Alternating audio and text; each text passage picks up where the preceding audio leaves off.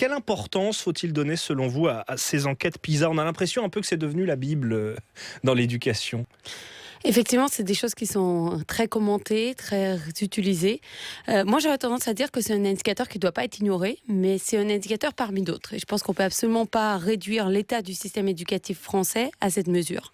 C'est une mesure qui a beaucoup d'avantages, notamment parce qu'elle prend tous les élèves de 15 ans, peu importe où ils sont situés, que ce soit des élèves qui sont en retard, qui sont encore au collège, que ce soit des élèves dans Pas la voie seulement les professionnelle. bons. Pas seulement les bons et pas seulement ceux sur un niveau scolaire. C'est-à-dire que pour comparer les pays, on prend un âge et non pas un niveau. Comme on sait l'état dans lequel on distribue les élèves dans différentes filières, eh bien prendre tous les élèves de 15 ans, c'est particulièrement intéressant pour pouvoir comparer l'état à un âge donné dans différents pays. Donc là-dessus, c'est vrai que c'est une étude qui présente des vrais avantages. En même temps, elle a le défaut un petit peu de ses avantages, notamment le fait que c'est une photographie à un temps T dans le temps. On a les élèves à 15 ans. Eh bien, comment sont-ils devenus ce qu'ils sont devenus? En fait, c'est absolument pas explicatif de leur situation. C'est juste une photographie plus ou moins alarmante, qui nécessite de réagir plus ou moins, mais en tout cas, qui ne permet pas d'expliquer comment on en arrive à ces inégalités sociales aujourd'hui. La photographie en 2012 de la France, c'était un pays champion des inégalités scolaires, très gros écart entre bons et mauvais élèves, le poids aussi de l'origine sociale sur les performances.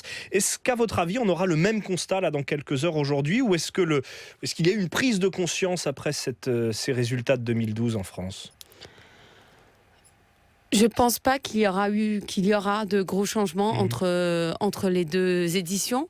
Je n'ai absolument pas vu les résultats, mais rien ne laisse penser que les inégalités sociales se sont réduites aujourd'hui dans le système éducatif. Et qu'est-ce qui cloche alors? Parce qu'il y a eu d'autres mauvaises nouvelles ces derniers jours. Il y a eu cette autre étude récente qui plaçait les élèves français de CM1 tout en bas du classement pour les maths, pour les sciences. Qu'est-ce qui ne fonctionne plus dans notre système qui est censé être égalitaire? Alors, il ne faut pas non plus avoir recréé un âge d'or où le système scolaire aurait déjà été égalitaire. C'est-à-dire qu'il l'a jamais été. Et en fait, on est dans une tendance où on voudrait de plus en plus qu'il le soit et il ne l'est toujours pas. Voire, il l'est peut-être un petit peu moins. Tout cela dépendra des indicateurs qu'on prendra. Et en fait, c'est très compliqué de se trancher là-dessus. En tout cas, il ne l'a jamais été. Ce qui cloche peut-être, c'est qu'aujourd'hui, il y aurait une tension entre l'enjeu extrêmement fort qu'on pose dans ce que devrait être l'école. Et en fait, l'école aujourd'hui détermine tout le jeu des places sociales que les élèves devenus adultes occuperont dans la société. Et d'un autre côté, l'école ne donne toujours pas tout ce qu'elle exige.